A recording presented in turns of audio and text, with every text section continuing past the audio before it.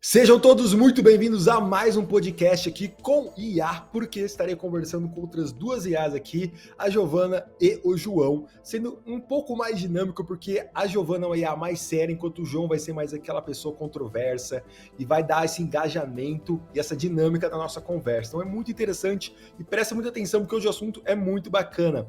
Como a gente pode utilizar as IAs, qualquer uma no caso, junto com as automações, dentro da nossa empresa, ou seja, principalmente na previsão de vendas, tá? Como a gente pode usar as IAs e as automações nesse quesito. Então vem comigo, vai ser muito interessante. Não se esqueça de se inscrever no canal se gostar e deixa aquele like para ajudar a gente aqui na divulgação, beleza? Então vamos lá, começando. Embora tenha falado sobre previsão de vendas, é interessante notar como a IA também impacta na personalização do relacionamento com o cliente. Quando adotamos soluções de IA, conseguimos analisar padrões de compra e preferências, oferecendo recomendações não só relevantes, mas também atraentes para o cliente. Por exemplo, uma pequena loja de roupas que utilizou um sistema de recomendação baseado em IA viu um aumento de 30% nas vendas. Que insights você trouxe, Luca? Vamos lá, isso aqui é um assunto bem amplo antes de começar, né? Mas como ela disse, se a gente aplica as IAs dentro do nosso e-commerce, por exemplo, a gente consegue fazer a previsão com os dados para saber o que cada pessoa está preferindo. Por exemplo, se a gente pegar alguém de São Paulo,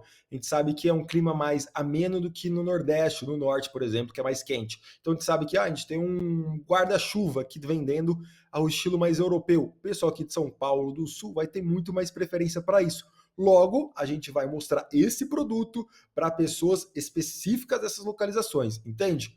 Então, isso só é possível com esse tratamento de dados, e esse tratamento de dados só é possível em tempo real com as IAs e automações. Então, tá vendo como isso se torna um jogo muito mais dinâmico e muito mais interessante para você e para o cliente final também? E essa aqui é a famosa jogadinha de order bump, upsell, são técnicazinhas que vão fazer o seu ticket médio acabar aumentando cada vez mais. E se o seu ticket médio aumenta, o seu lucro no bolso também aumenta. Ué, Luca, mas você acha que só porque tem IA envolvida, as lojas vão fazer chover dinheiro? E o que acontece quando os consumidores começam a desconfiar dessas recomendações tipo maquiagem automática? Ah, o dilema.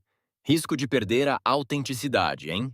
João, você tocou em um ponto crucial. O uso da IA realmente pode gerar desconfiança entre os consumidores, especialmente se as recomendações parecerem artificiais ou exageradas. É fundamental que as empresas busquem um equilíbrio, garantindo que as recomendações sejam relevantes, mas também autênticas. E você, Luca, como acha que as empresas podem abordar esse desafio?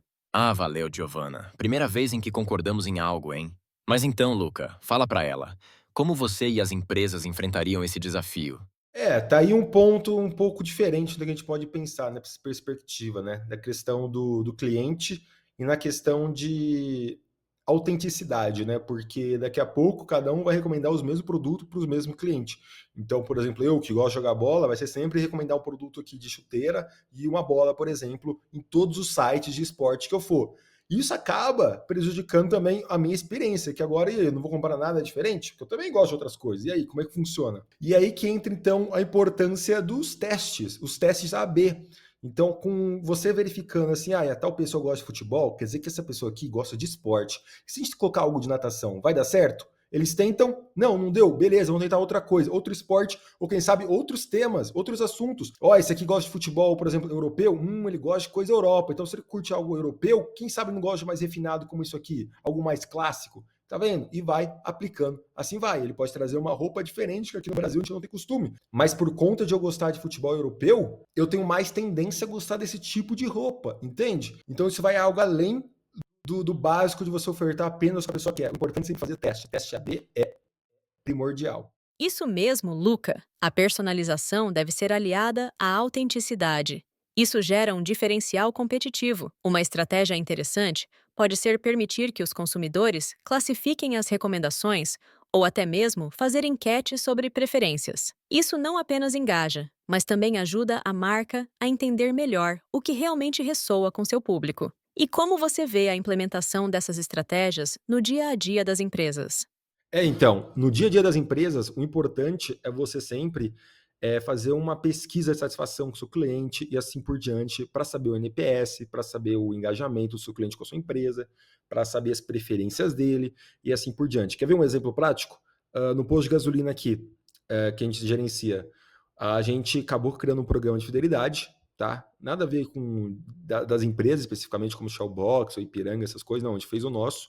E a partir daí a gente faz sempre pesquisa de satisfação, mandando e-mail, mandando SMS, mandando sempre depois de um abastecimento onde ganha pontos. E aí a gente acaba descobrindo assim coisas que a gente nem fazia ideia. Por exemplo, a gente quer, o cliente ele responde, eu quero mais variedade nisso aqui, eu quero um preço melhor naquilo, eu quero um novo estabelecimento de um novo comércio, e assim vai.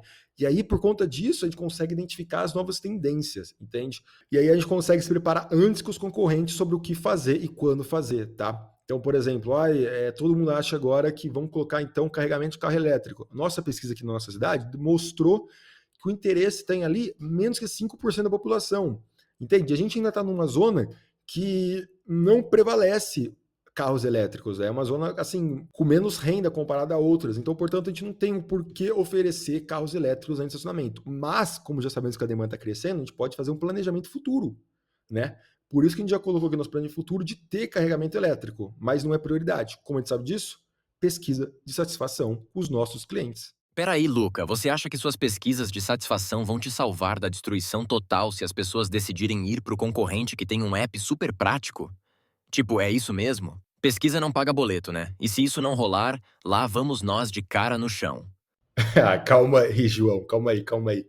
Então, a pesquisa não vai te salvar, mas vai te direcionar, entende? O seu presente, você tem como consertar pensando onde você vai focar seu futuro, tá? Então é o famoso lá, estratégia. Você sai do operacional e vai para a estratégia da sua empresa, entende?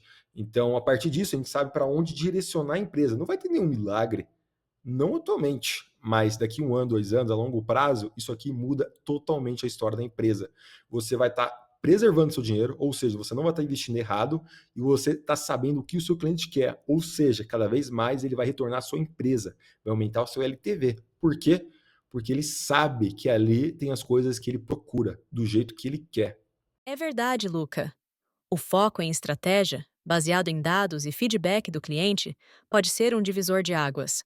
Agora, aproveitando esse ponto, você acredita que a fidelização de clientes, através dessas pesquisas, pode ser sustentada em um cenário onde as inovações tecnológicas estão sempre evoluindo? Como manter esse equilíbrio em meio a tantas mudanças? Acho e concordo muito que isso é uma tendência que está cada vez mais aumentando. Por quê? Porque cada vez mais a gente precisa de dados e tratar bem esses dados. Então, a gente tem alguns problemas na questão de cada vez mais os dados são mais caros de obter. Por exemplo, se você faz propaganda no Facebook, você sabe que no decorrer dos anos os custos vêm aumentando. Se você faz até mesmo orgânico, ou seja, você produz seu conteúdo nas redes sociais e posta, assim por diante, você sabe que assim cada vez mais tem mais concorrente comentando as mesmas coisas que você. Você tem que se diferenciar de algum ponto. E como você se diferencia? Pesquisa e satisfação. É um ótimo meio. É o único? Óbvio que não. Mas através disso você vai conhecendo quem são os seus clientes. Se você faz, por exemplo, se você faz produção de conteúdo para a internet, é você perguntando aqui e o pessoal respondendo no vídeo, ou de um Google Forms, por exemplo, que você vai saber o que o seu cliente quer ou não. Faça as perguntas certas para receber as perguntas certas também. Porque tem aquele risco, se você ficar fazendo a pergunta errada no seu achismo e não nos dados que você tem, você vai acabar tendo a resposta errada também, tá? Então presta muita atenção. Ah, claro, porque todo empresário é uma espécie de oráculo, né? E na hora da pesquisa, a galera responde a verdade ou só o que acha que você quer ouvir? Tipo, e se a resposta for meu amigo tem um app melhor? O que você vai fazer, Luca? Chorar. Calma aí, calma aí. Pior que isso acontece muito, tá? Vou dar o exemplo aqui do posto de novo. Vira e mexe, o pessoal bota ali no feedback da pesquisa de satisfação que não, o preço está muito caro. Tá doido? Aqui do posto do lado tá melhor que vocês. E aí, o que a gente faz com esses dados? Tá aí o segredo. Você não vai ver ele assim um por um, você vai ver na escala. O que significa? Como eu trato esses dados? Então, vamos lá, vamos ensinar vocês. Vamos falar assim, eu tenho 100 feedbacks por mês. Se 3 pessoas reclamam do meu preço, eu sei que 3% acha que meu preço está alto. Agora, se eu tenho um mês onde 10 pessoas reclamam, tá vendo que teve um aumento para 10%? Se a gente coloca isso em escala, isso aqui 10% de todos os meus clientes reclamam do meu preço e isso vai começar a prejudicar o meu lucro final. Por quê? Porque a galera tá começando a falar, pô, tá caro, vamos para outro posto, entende? Então você vai ter que fazer ali uma espécie de limite que você aceita esses comentários, por exemplo, em relação ao nosso preço, estamos aqui usando como base de exemplo, e a gente tem vamos falar, um limite assim, de 5%. Se passar de 5%, a gente sabe que isso vai começar a afetar nossas vendas. Como a gente sabe disso? Porque a gente começa a fazer relações de uma coisa com a outra. Por exemplo, eu sei que nesse mês aqui que 10% reclamou do preço, o nosso preço aumentou de fato. E a nossa quantidade de litros vendida diminuiu. Tem uma relaçãozinha. Vamos tentar fazer teste, porque como eu falei, tudo é teste. Vamos então abaixar um pouco mais a nossa margem no próximo mês e ver como funciona. Então, a gente descobre o quê? Que a quantidade de litros aumentou. Beleza. Mas e para mim, no fim, isso serviu a pena? Por quê? Porque vendi mais. Tá. Faturei mais. Beleza. E lucro? O que quero é lucro no bolso, não quero faturamento. Então, a gente tem que acabar analisando todas as situações. Por isso que eu falo, tratamento de dados é muito importante. Tem um BI por trás. Eu vou mostrar aqui em outros vídeos depois para vocês, que eu acho que é muito legal. Eu fiz meu próprio Power BI. Cara, deu trabalho? Deu. Mas assim, ficou muito legal, muito bacana, fácil de visualizar, de demonstrar para os meus sócios, assim, vamos focar nisso, focar naquilo. Foi assim que a gente descobriu que assim, nossa margem está muito curta, nossa margem está muito alta, encontrar nosso equilíbrio, a gente acaba visualizando de forma mais fácil. Então é muito importante esse quesito. Galera, é esse o vídeo de hoje. Vou terminar por aqui para ficar muito extenso, até porque essa conversa aqui que eu tenho as IAs não é barata, tá? Tem toda essa automação de fluxo por trás, além dos custos das IAs para responder, né? Tem IAs aqui trabalhando de ChatGPT, eu tenho Eleven Labs, que faz essas vozes mais realistas, assim, por fundo, das animações também, e assim por diante. Então, vamos terminar por aqui, mas espero que tenham gostado. O próximo vídeo eu espero que seja melhor ainda, que eu cada vez mais vou melhorando essas interações. E é isso. Se você tiver algum comentário, só escreva aqui que eu vou ficar feliz em saber. E se inscreve no canal, que é muito importante. Até a próxima. Fui.